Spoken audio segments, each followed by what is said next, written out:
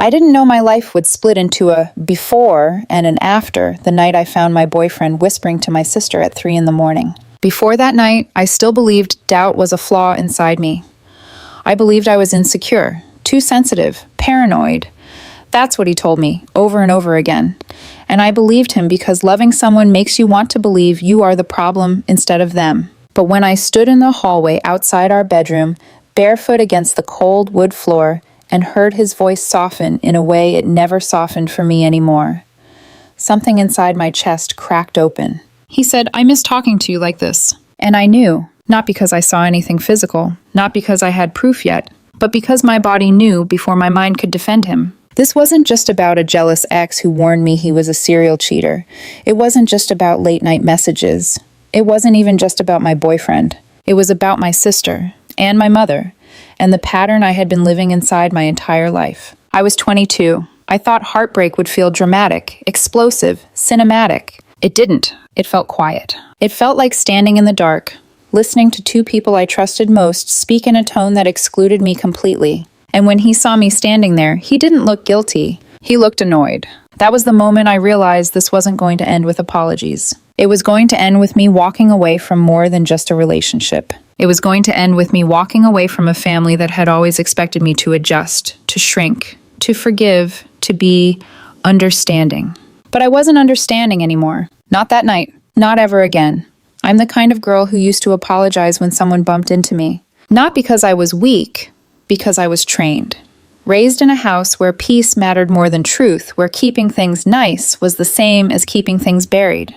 I learned early that if you asked for too much attention, too much fairness, too much space, you became the problem. I'm 22, freshly out of college, and I work at an advertising firm where everyone drinks iced coffee like it's oxygen and pretends deadlines don't hurt. On paper, my life was finally becoming adult and stable, my first real job, my own little apartment, a routine. And then there was Michael. He's 31, and when I tell people that, they always do the same thing. Their eyes flick down and back up like they're measuring me against him, as if my age is a warning label. My parents did it too. The first time I brought him home for dinner, my dad's jaw tightened the moment Michael shook his hand. My dad didn't say hello like he meant it. He said it like a checkpoint. "So, marketing," my dad repeated, like he was translating it into something he could test. Michael handled it the way he handled everything. Calm, charming, controlled. He brought a bottle of wine. He offered to help clear plates. He laughed at my mom's jokes a little longer than necessary. My mom loved that. My mom has always loved men who can perform stability. "That one seems responsible," she said after he left, like she was approving a purchase. "Not like those boys your friends date." My dad didn't agree, but he didn't fight her directly. He just made little comments, dry, cutting ones, during dinners. A man that age usually wants a woman who already knows what she's doing. Make sure you're not being influenced. I rolled my eyes because I wanted to believe love was simple. I wanted to believe Michael was different. And when I first met him, he felt different. I was working part-time at a coffee shop during my last year of college, the kind of place where people came in half awake and ordered like it was a script. Michael came in every morning. Same time, same order. Black coffee, 2 sugars, no lid. The first time we spoke beyond, "Here you go," it was because he noticed my hands shaking as I fumbled change. I'd had an exam that morning. My stomach was empty. My head felt stuffed with formulas. "You okay?" he asked, like he actually cared. Not like a customer asking out of politeness. Like a man watching a girl try too hard to pretend she wasn't drowning. I told him I was fine. He didn't push. He just nodded and said, "You're doing great." It was such a small sentence, but nobody had said it to me in a long time. He started talking to me every day after that, not flirting at first, just noticing me, asking about my classes, remembering what I said. When you grow up feeling like your presence is optional, being remembered feels like love. We went on our first date after he waited outside the cafe one evening, hands in his pockets, like he'd been debating it all day. "Do you want to get dinner?" he asked. No pressure. He always said no pressure. That was his brand. And it worked on me because I'd spent my life around people who pressured me in softer ways, through disappointment, silence, comparison. With Michael, everything felt smooth, adult, safe. The first year was easy. He had his own place, a nice apartment with clean counters and the kind of couch that looked expensive but never looked lived in.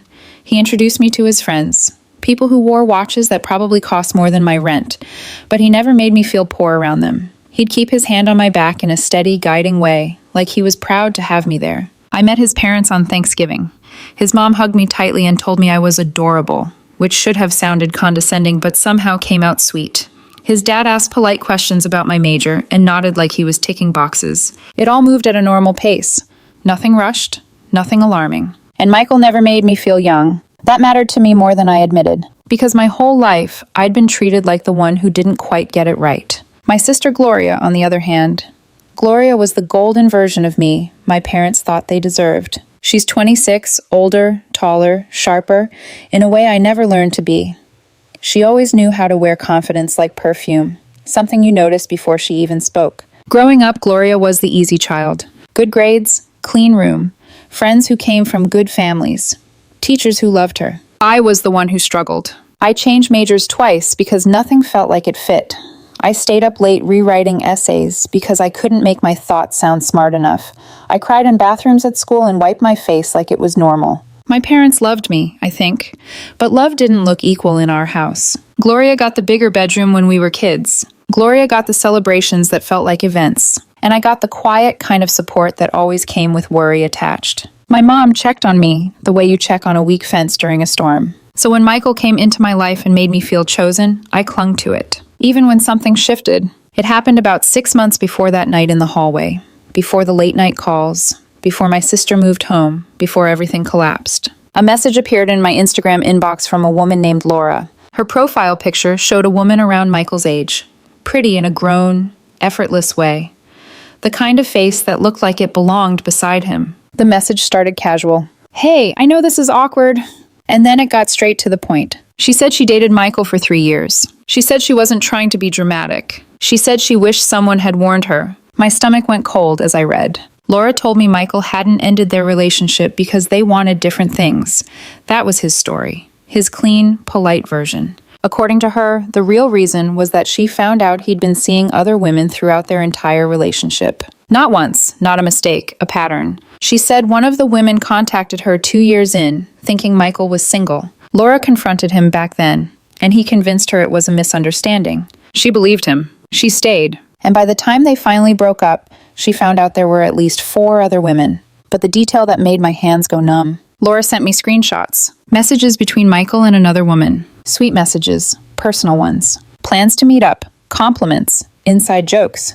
And the timestamps? They were from the period when Michael and I had just started talking, when he was coming into my coffee shop every morning and making me feel like I was special. He was saying the same kinds of things to her. The messages stopped abruptly on the exact day Michael asked me to be his girlfriend, as if he'd chosen me and simply shut one door to open another. I sat on my couch staring at my phone for over an hour, not even blinking properly. My heart felt like it was trying to outrun my ribs. Then I drove to Michael's apartment, hands gripping the steering wheel so hard my fingers ached. When he opened the door, he smiled like nothing was wrong. I held out my phone. His eyes dropped to the screen, and he didn't deny it. He said, "Yeah, I was talking to other people, but I was single." Like that was the end of the conversation. Like the fact that he eventually chose me should erase the way he got there. And when I brought up Laura's claims, 3 years, multiple women, his face changed. The warmth drained out of him. "She's bitter," he said. "She's trying to sabotage this." Then he looked straight at me and said the word that would become a weapon in my life. "You're being paranoid." And because I didn't want to lose him, I stayed. I told myself the past was the past. I told myself everyone dates around before things get official. I told myself Laura was just angry. But after that, something in me never fully relaxed again. Every buzz of his phone became a question mark. Every late work night became a quiet storm in my head. I didn't realize I was about to be proven right in the worst way possible. Because right when my trust was already cracked, Gloria came home. And Michael started smiling in a way I hadn't seen in months. Gloria moved back home like a storm that pretended to be rain. She arrived with 2 suitcases, swollen eyes, and a story that made everyone gather around her like she'd survived something heroic instead of humiliating. Her boyfriend of 4 years had cheated on her with a coworker. The other woman called Gloria directly to confess, like she was offering closure wrapped in cruelty. Gloria quit her job, packed her life into boxes, and came home. My mother's attention shifted immediately. "Your sister needs us right now," she kept saying, as if I had never needed anything. The house felt different with Gloria back in it, softer around her, sharper around me.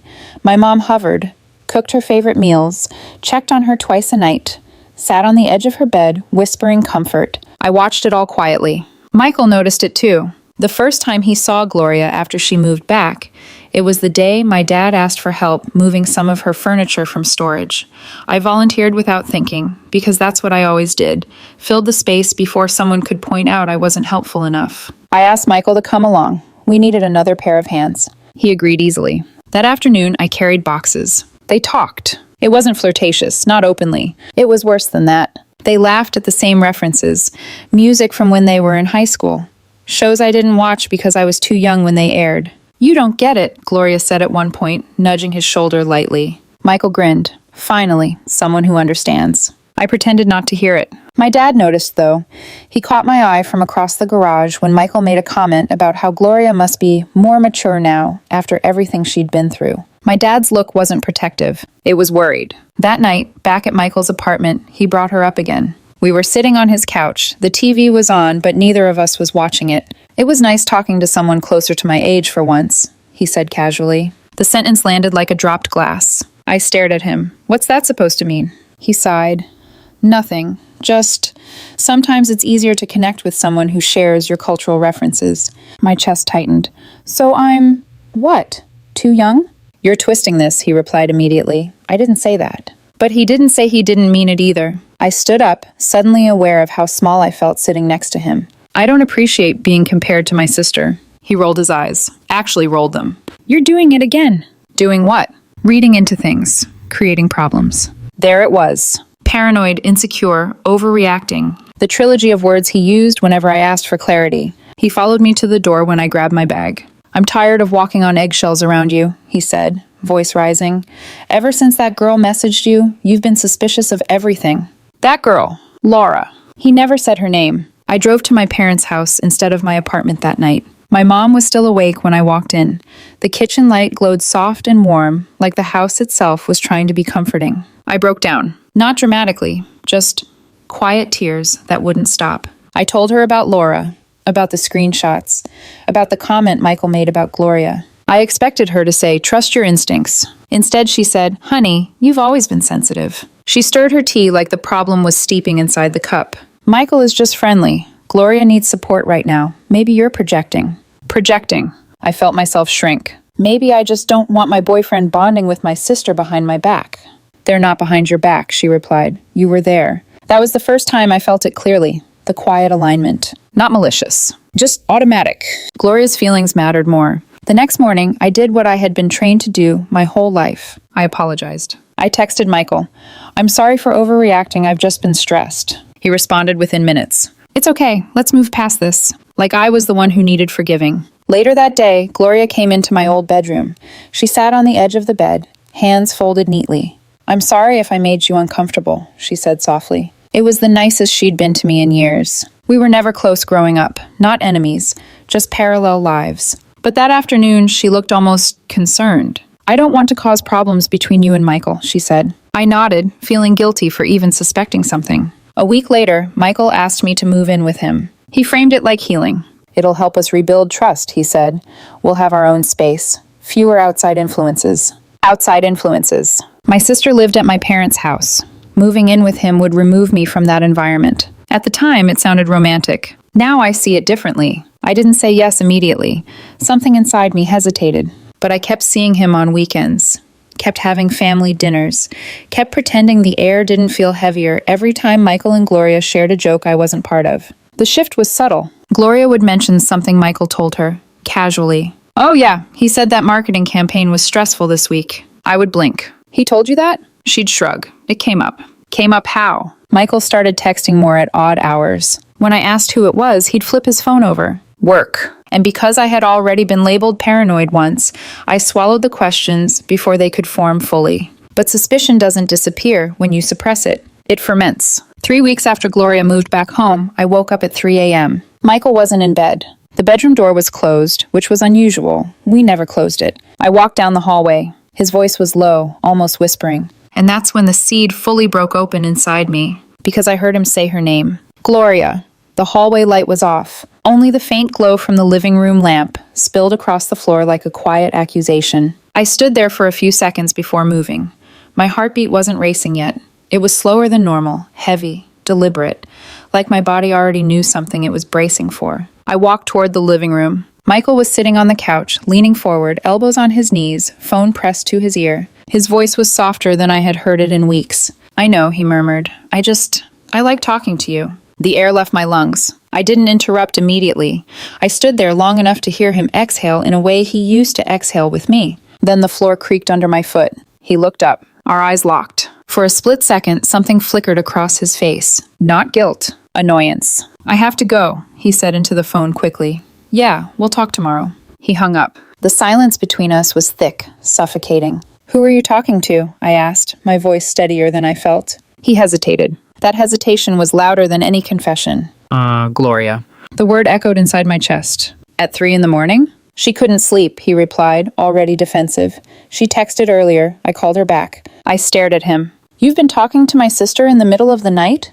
"They're just conversations," he snapped. "She's going through a hard time." I folded my arms around myself, suddenly cold. "Why didn't you tell me?" "Because you'd react exactly like this." Like this. I felt something sharp press behind my ribs. "So you hid it because you assumed I'd overreact?" "I didn't hide it," he said quickly. "It just didn't come up." "Didn't come up? How often have you been talking?" He ran a hand through his hair, exasperated. "Sometimes. We text. We talk about her breakup. She relates to me more than you do in some ways." The sentence landed like a slap. "What does that mean?" "It means she understands certain things without me having to explain them." He shot back. "You're always emotional about everything." Emotional. There it was again. "Can I see your phone?" I asked quietly. He froze. "No." My stomach dropped. "Why not?" "Because this is insane," he said, standing up. "You don't get to police my friendships." Friendships. At 3 in the morning? "You don't trust me," he accused. I looked at him, really looked at him, and something inside me shifted. "I trusted you," I said softly, "until you made me feel crazy for questioning obvious things." His jaw tightened. "You're controlling. This is exactly why I didn't tell you." My hands were shaking now, but not from fear. From clarity? "If it's innocent," I said, "why are you whispering? Why are you defensive? Why won't you show me your phone?" He didn't answer. Instead, he stepped closer. "You need to deal with your insecurity," he said in a lower tone. "You're pushing me away." The gaslighting felt almost physical, like he was trying to tilt the room and make me doubt gravity itself. I walked back to the bedroom without another word and locked the door. My phone started buzzing almost immediately. Gloria. Call. Declined. Text. Another text. Finally, a long message. "I'm so sorry you found out this way. I didn't want to upset you. We've just been talking as friends. I needed someone who understood what I went through. He's easy to talk to. It's not like that. Please don't overthink it." "Don't overthink it?" My chest felt hollow. They had been talking long enough for her to anticipate my reaction, long enough to craft language around it. At 6 a.m., while Michael was asleep on the couch, I packed a bag. I hadn't officially moved in yet. I still had my apartment. I didn't leave a note. I just left. The drive to my place felt surreal. The sky was pale blue, indifferent to the way my world was tilting. Later that day, I called my mom. I told her everything. The late-night calls, the secrecy, the refusal to show me his phone. She was quiet for a moment. Then she said something that made everything worse. "I gave Gloria his number." I stopped breathing. "You what?" "The night you stayed over crying," she explained quickly. "I thought Gloria could talk to him, just once, to see what kind of man he really was." My fingers tightened around the phone. "So you gave my boyfriend access to my sister?" "It was meant to help you," she insisted, "just to vet him." "But it didn't stop there," I whispered. "Well, Gloria's been struggling. Maybe having someone like Michael to talk to has been good for her." I couldn't speak. My own mother had opened the door, and now she was justifying the fact that they kept walking through it. I hung up without saying goodbye. 2 days later, my brother Simon called me. His voice was tight. "I need to tell you something," he said. My heart sank. "Gloria's been meeting Michael at bars," he said quietly. "Twice. I saw them." The room started spinning. "She told me not to tell you," he continued. "Said you'd overreact." Overreact. I closed my eyes. "Thank you for telling me," I said, my voice barely above a whisper. That evening, I texted both Michael and Gloria separately. "Come to my apartment at 7. I didn't tell either of them the other was coming. Michael arrived first. He walked in like he still owned the air. "Can we talk?" he began. "Wait," I said. 10 minutes later, Gloria knocked. When she stepped inside and saw him standing there, her face drained of color. They looked at each other, then at me. "How often have you been talking?" I asked. Just occasionally, Michael said. Same, Gloria echoed. Have you met outside family events? No, they both said immediately. I held their eye contact. Simon saw you at a bar 2 weeks ago, I said calmly. And again, 4 days ago. The silence that followed was heavy and undeniable. Gloria's lips parted. Michael started to speak. I cut him off. Tell me the truth. He exhaled sharply. We got drinks, that's it. She needed someone, Gloria added. You were already distant. Distant? So while you were asking me to move in with you, I said to Michael, you were secretly meeting my sister? He didn't answer. I looked at Gloria. Did you think it was normal to hide this from me? You'd take it the wrong way, she said defensively. That was it. Not remorse. Not shame. Just justification. Leave, I said. Michael tried to stay. If you don't walk out right now, I told him quietly, I will call the police. They left. The door closed. And I stood there, finally understanding something that had been building for months. This wasn't a misunderstanding. This wasn't paranoia. This was betrayal, layered, deliberate, and defended. And it was about to get worse. After they left, the apartment felt unfamiliar, like the walls had shifted slightly while I wasn't looking. Simon came over about an hour later. He didn't knock loudly, just a soft tap, like he was afraid of startling me. He brought takeout I didn't eat. We sat on the couch, the same couch where Michael had once told me he loved me for the first time, the same couch where I'd defended him to Laura in my head. Simon leaned forward, elbows on his knees. I'm sorry, he said quietly. I should have told you sooner. You told me, I replied. That's what matters. He nodded, but I could see the guilt sitting on him. He told me Gloria had made him promise not to say anything, that our mom had also called him, asking him to stay out of it, that Gloria had been crying, saying I was ruining her only support system. Support system. The phrase made my stomach twist. So I'm the villain now? I asked, not really expecting an answer. Simon sighed. Mom thinks you're overreacting. Of course she did. That night I didn't sleep. I scrolled through old messages between Michael and me.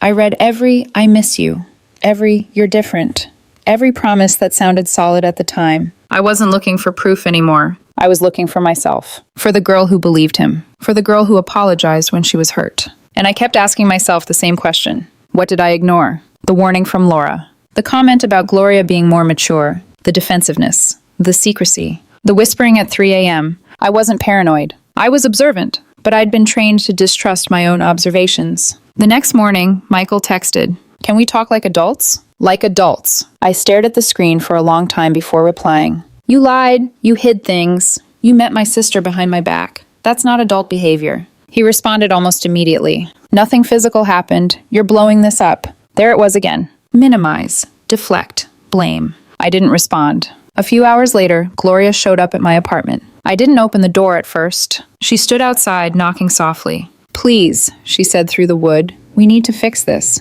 Fix, as if this were a cracked vase instead of a shattered foundation. My neighbor started peeking into the hallway. I didn't want a scene. So I opened the door. She stepped inside like she still belonged in my space. She sat down on my couch, hands clasped in her lap. I need to tell you the whole truth, she said. My chest tightened. What whole truth? She inhaled deeply. We had conversations. What kind of conversations? She looked down. Sexual ones. The word felt like a punch. My ears rang. What? I whispered. We talked about what we would do, if you weren't in the picture. The room tilted. When did this start? About 3 weeks after Mom gave him my number. 3 weeks. 3 weeks after I apologized to him for being paranoid. 3 weeks after he asked me to move in. He had been building a fantasy with my sister while telling me we needed to rebuild trust. Did you meet at a hotel? I asked, my voice strangely calm. No, she said quickly. We talked about it, but we didn't. Talked about it. Like that made it better. Tears slid down her face. I was vulnerable, she said. I just got cheated on. I liked the attention. He pursued me. He's in a relationship, I said flatly. She didn't deny it. I should have shut it down, she continued. I know that. I feel terrible. I watched her carefully. I was waiting for something. Real remorse. Ownership. Instead, after a moment, her tone shifted. You've been distant with him, she said quietly. You've been suspicious for months. Maybe he felt pushed away. There it was. My fault. You're acting like a victim, she added. But relationships take two people. I stood up. Leave. She blinked. I'm trying to be honest. You're trying to protect yourself. She wiped her cheeks angrily. You're being cold. I'm being clear. I walked to the door and opened it. She stood there for a moment like she expected me to change my mind. I didn't. After she left, I locked the door and leaned against it. My hands were shaking again. Not from heartbreak this time. From anger. because I realized something painful and freeing at the same time. This wasn't about Michael anymore. It was about a pattern. Gloria got what she wanted. My mom defended her, and I was expected to adjust. Forgive, understand, be mature. Later that week, my mom called. I hadn't blocked her yet. You need to forgive your sister, she said without greeting. She had sexual conversations with my boyfriend. She made a mistake. So did he. Silence. Family forgives, my mom insisted. Family doesn't betray, I replied. It wasn't physical. Emotional cheating is still cheating. She sighed dramatically. You're going to regret cutting off your sister over a man. I'm not cutting her off over him, I said slowly. I'm cutting her off because she deliberately hurt me and then blamed me for it. Another silence. You're being hurtful, she said. And for the first time in my life, I didn't feel guilty. I'm done pretending this is normal, I replied. Then I hung up. That night, I sent Michael one final message. We're done, he replied within minutes. Please, I only want you. It got out of hand. It didn't mean anything. It meant everything. I muted his number but didn't block it. Simon told me to keep the messages just in case. The days that followed were quiet, but not peaceful. Extended family started reaching out. Apparently, Gloria had told her version of the story. That I was jealous, that I pushed Michael away, that she was only trying to help. Simon and I drafted a message to the family group chat. No emotion, just facts, dates, timelines. Mom gave Gloria his number. They met at bars. They had sexual conversations. They discussed hotels. No commentary. The group chat went silent. A few cousins apologized privately. My mom called me furious. You're trying to ruin Gloria's reputation. She ruined it herself, I replied. You're vindictive. I'm honest. After that call, I blocked her. Blocked Gloria. Muted Michael. And for the first time in weeks, I sat alone in my apartment and felt something unexpected. Not sadness, not devastation, but clarity. They had all chosen their roles. Now I had to choose mine. And I was done being the girl who apologized for being hurt. The fallout didn't explode all at once. It unfolded in layers, slow, suffocating, relentless. 2 days after I sent the family timeline message, my phone started lighting up again. Not from Michael, not from Gloria, from aunts I hadn't spoken to in months, cousins who had never once asked me how I was doing before. The messages were careful. We're sure this is just a misunderstanding. Family shouldn't air things publicly. Maybe you could have handled it more privately. Privately. Like my humiliation had been a private event. Simon came over that evening again. He brought coffee this time instead of food. They're pressuring Mom, he said, setting the cups down. She's furious you exposed the details. I didn't expose anything that wasn't true. I know. He rubbed the back of his neck. But you know how this works. Mom thinks loyalty means silence. I stared at the steam rising from my cup. Silence had been my role for years. I thought back to childhood. Gloria getting the bigger bedroom because she needed the space. Gloria getting a car at 16 because she worked so hard. Gloria's college fully paid. Mine financed through loans and part-time jobs. It was never announced as favoritism. It was framed as practicality. She'll make better use of it. She's more responsible. And I accepted it. I adjusted. Now for the first time, I wasn't adjusting. And that made everyone uncomfortable. Michael, meanwhile, didn't stop trying. His messages shifted tone. First, regret. I miss you. I made a mistake. Then frustration. You're throwing away 2 years over something that didn't even happen physically. Then accusation. You're letting your paranoia destroy something good. Every message felt like a reminder of why I left. He never once said, I betrayed you. It was always framed as something that spiraled, something mutual, something complicated. Nothing about it was complicated. He chose secrecy. He chose my sister. He chose to whisper at 3 a.m. About a week later, Simon went to Michael's apartment to pick up the rest of my things. Michael claimed he couldn't find the spare key I'd given him. Simon told him he'd wait. 20 minutes later, Michael found it in his jacket pocket. When Simon told me that, I felt a strange sense of confirmation. Control. That's what it was. Even in small ways. Even in something as trivial as a key. My mom didn't stop either. She started contacting Simon more frequently. Tell your sister she's being dramatic. She'll regret isolating herself. She's ruining the family. Simon eventually snapped. She didn't ruin anything, he told her. Gloria and Michael did. That didn't go over well. Mom started saying Simon was choosing sides, that he was betraying family, that he didn't understand how hard this was for Gloria. Everything circled back to Gloria's pain. Not mine. Never mine. Then I found out something that made my stomach turn. Gloria had started dating someone new, acting like nothing had happened, posting smiling photos, subtle captions about healing. Healing. As if I had imagined the entire betrayal. Extended family started softening toward her again. Because she was pleasant, approachable, composed. I was the quiet one who blocked numbers, the one who moved away emotionally. So I made a decision. I applied for jobs in other cities, 4 hours away, far enough to breathe, close enough to not feel like I was running blindly. When I told Simon, he didn't hesitate. Go, he said, get out. He admitted something then that shifted everything. Mom always prioritized Gloria, he said. We just got used to it. Used to it. I realized something painful in that moment. What happened with Michael wasn't isolated. It wasn't random. It was predictable. Gloria had always been placed first. Her comfort above boundaries. Her feelings above fairness. Michael simply stepped into an existing pattern. And my mom protected the pattern. The escalation reached its peak when my mom showed up at my apartment unannounced. She knocked sharply, not gently like Gloria had. I didn't want a confrontation in the hallway, so I opened the door. She walked in without asking. You need to fix this, she said immediately. Fix what? This rift. Gloria is devastated. I stared at her. She had sexual conversations with my boyfriend. She was vulnerable. So was I. My mom's expression hardened. You're being stubborn. And you're being biased. That word made her flinch. I raised you both the same. No, you didn't. Silence fell between us. I wasn't yelling. I wasn't crying. I was steady. And that unsettled her more than anger ever could. You're choosing pride over family, she said. I'm choosing self-respect. She left shortly after that, but not before telling me I'd regret this when I was older. That night, I sat alone and realized something else. The escalation wasn't just external. It was internal. I was changing. I no longer felt desperate to be understood. I no longer felt the need to soften my boundaries to keep peace. The girl who apologized for asking questions, she was gone. In her place was someone quieter, but firmer. Someone who saw the pattern clearly now. And once you see a pattern, you can't unsee it. Michael eventually stopped texting as frequently. Gloria stopped trying to contact me directly, but the damage was irreversible. Not just to a relationship, to a family dynamic that had existed my entire life. And I knew something was coming. Not another fight, not another confrontation, but a break. A clean, irreversible break.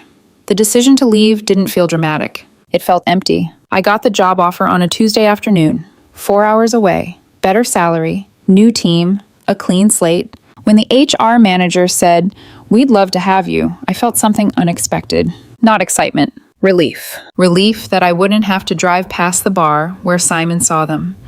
Relief that I wouldn't have to wonder if my sister and my ex were sharing inside jokes at family dinners. Relief that my mother couldn't show up at my door unannounced and call it love. That night, I sat in my apartment surrounded by half-packed boxes. The walls looked unfamiliar already. My phone was silent. No messages from Michael, no guilt paragraphs from Gloria, no missed calls from my mom. Silence should have felt peaceful. Instead, it felt heavy. Because once the chaos stops, you're left with the truth. And the truth was this. I wasn't just losing a boyfriend. I was losing my family as I knew it. I picked up my phone and scrolled through old photos. Michael and I at the beach. Michael helping me practice interview questions. Michael holding my hand at Thanksgiving. I tried to match that man to the one whispering to my sister at 3 a.m. They didn't align. But then I realized something worse. They were the same man. The charm, the reassurance, the subtle undermining when I questioned him. It had always been there. I just wanted the good parts to be louder. Then I opened old childhood photos. Gloria and I on Christmas morning. Gloria blowing out candles. Gloria holding her new car keys at 16. I searched for pictures of me that felt equally celebrated. There weren't many. I wasn't unloved. I was secondary. And that realization hurt more than the cheating. Because betrayal from a boyfriend is painful. Betrayal from a pattern you were born into? That reshapes you. A week before I moved, my mom sent me a Facebook message. She wrote like nothing catastrophic had happened. I miss you. Holidays are coming up. It would mean a lot if you came home. No mention of Gloria. No mention of Michael. No acknowledgement of her role in giving him my sister's number. As if time alone erased truth. I stared at the message for a long time. My chest tightened, not with anger, but with grief. I missed the version of my mom I wanted her to be. The one who would say, "I'm sorry I enabled this. I should have protected you." But that version didn't exist. There was only the one who asked me to be understanding. Again. Simon came over the night before my move. We sat on the floor because most of my furniture was already gone. He leaned back against the wall. "You know this isn't just about Michael," he said. "I know." It never was. He told me something then that felt like a final thread snapping. "Mom always operated like Gloria's needs came first," he said quietly, "and we were expected to adjust." For the first time, I realized Simon had adjusted too. We had both bent around the golden child. Different ways, different years. Same pattern. I don't want to go back to that, I whispered. You don't have to. He paused. I'm moving too. What? He nodded. I accepted a job out of state. I can't stay in that house anymore. It feels like enemy territory. The word stung. Enemy. That's what we had become for choosing boundaries. The night before I left, I lay on my mattress on the floor, staring at the ceiling. I replayed everything. Laura's message. Michael calling me paranoid. Gloria's tearful confession. My mom saying, family forgives. For a moment, doubt crept in. What if I was overreacting? What if cutting contact was extreme? What if years from now, I regretted it? The fear of being alone is powerful. The fear of disappointing your mother? Even stronger. But then I remembered standing in that hallway at 3 a.m. The whisper, the annoyance in his eyes, the way he made me feel like I was intruding on something that didn't belong to me anymore. And I knew. Lonely is better than gaslit. Alone is better than secondary. The dark moment wasn't the betrayal. It was realizing I had to walk away from the people who taught me to doubt myself.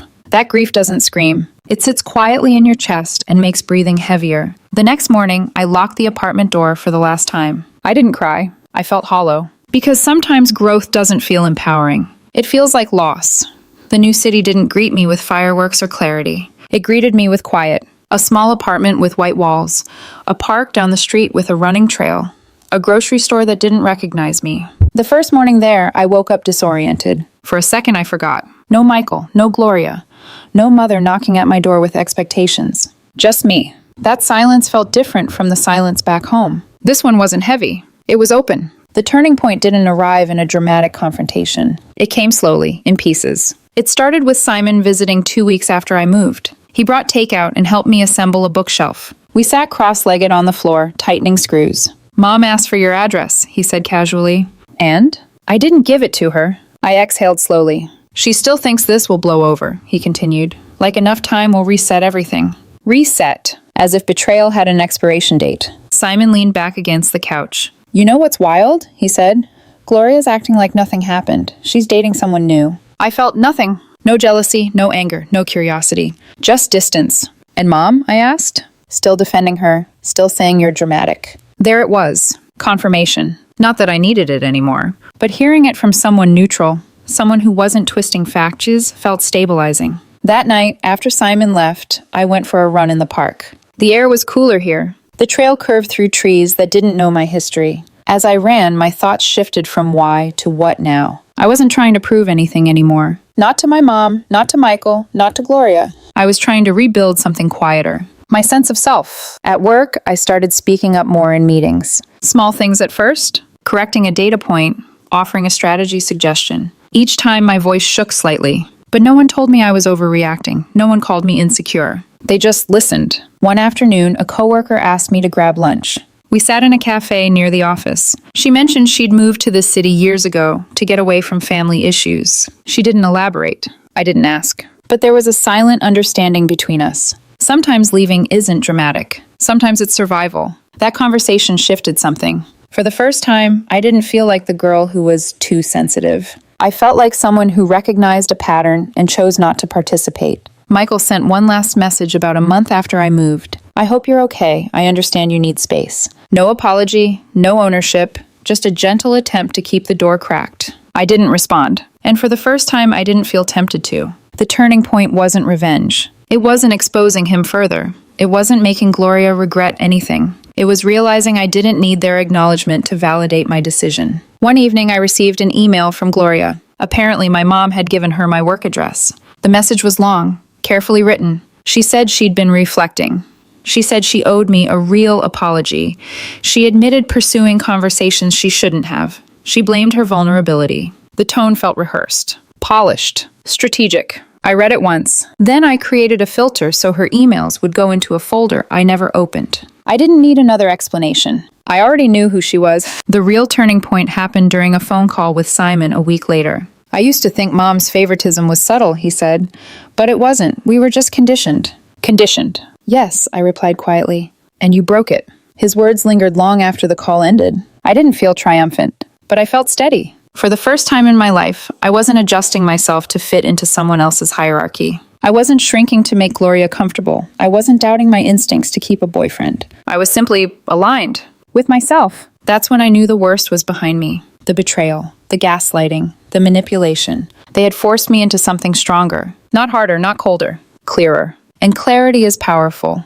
Distance did what arguments never could. It stripped the noise away. 6 weeks after I moved, Simon called me on a Sunday afternoon. He sounded lighter than he had in months. I put in my notice, he said. "You're really leaving?" "Yeah, I can't stay in that house anymore. Mom barely speaks to me. Says I betrayed the family." The irony almost made me laugh. Betrayal. Such a heavy word. Thrown so casually at the wrong people. "How's Gloria?" I asked. Not because I cared, but because I needed the full picture. "She's uncomfortable," he admitted. "The extended family isn't looking at her the same way. A few of our cousins apologized to you privately, right?" "They did." "Well, they've been distant with her. And the guy she's dating? He found out." I paused. "How?" She told him a version of it. Not the full thing, but someone corrected it. "Of course they did." Simon exhaled. He didn't take it well. I didn't feel satisfaction. Just inevitability. You can rewrite a story for a while. But truth has a way of surfacing in quiet conversations you don't control. "And Mom?" I asked. "She's exhausted," he said, trying to hold everything together.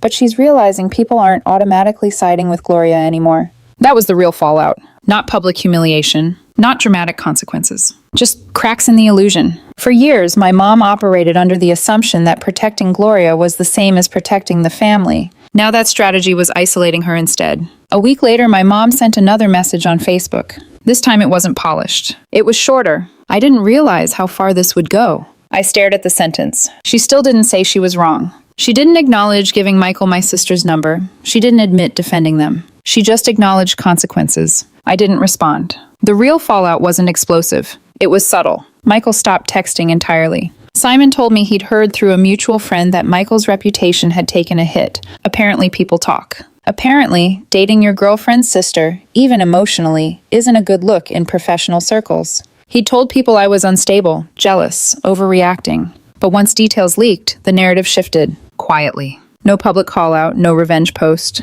Just distance. The same distance I chose. My mom eventually stopped asking Simon for my address. Gloria stopped emailing. The family group chat became neutral again. No one mentioned the incident directly. But something fundamental had shifted. I was no longer the fragile one, the sensitive one, the dramatic one. I was the one who left. And leaving is powerful. Simon moved out a month after I did. He sent me a photo of his new apartment. Empty walls, single mattress, a plant on the windowsill. "Feels like oxygen," he texted. I smiled, because I understood. The real consequence wasn't punishment. It was clarity. My mother lost the illusion of control. Gloria lost unquestioned sympathy. Michael lost access. And I lost nothing that wasn't already broken. Sometimes fallout isn't loud. Sometimes it's a slow realization that the person you dismissed as too sensitive was simply the first one brave enough to step away. It's been months now. Long enough that my mornings don't begin with anxiety. Long enough that I don't replay the hallway scene at 3 a.m. in my head. Long enough that Michael's name feels like something I read in an old notebook, not something that lives in my chest. I run most mornings before work. There's a trail in the park near my apartment. The air smells clean. No history clings to it. No whispers. No comparisons. When I first started running, it was to escape my thoughts. Now it's to remind myself I can move forward. Simon and I are spending the holidays together this year. Not back home. Not under the roof where silence was mistaken for harmony. Just the two of us. He told me recently, we don't need approval. We just need peace. He's right. I don't think about Michael with anger anymore. I think about how easily I accepted being called paranoid. How quickly I apologized when I was hurt. And I don't hate that version of me. She was trying to keep love. She just didn't know that love shouldn't require shrinking. I don't hate Gloria either. What she did was cruel, selfish, intentional. But she operated inside a system that rewarded her for being prioritized. And I was the one who finally stepped outside of it. As for my mom, Saul, I still haven't gone back. Maybe one day we'll talk. But if we do, it won't be from the role she assigned me. It won't be as the understanding daughter who absorbs pain to keep the peace. It will be as a woman who knows her boundaries are not negotiable. That's the real lesson. Not trust your instincts, although you should. Not family isn't everything, although sometimes it isn't. The real lesson is this. When someone repeatedly tells you that your discomfort is overreaction, when they frame your intuition as insecurity, when they ask you to adjust while they refuse to, that is not love. That is conditioning. And breaking conditioning feels like loss before it feels like freedom. But on the other side of it, There's quiet. There's alignment. There's the kind of peace that doesn't require anyone else to validate it. I have my job, my small apartment, my routines, my brother. And most importantly, I have myself back. I'm not the girl in the hallway anymore. I'm the woman who walked away from it, and I won't walk back.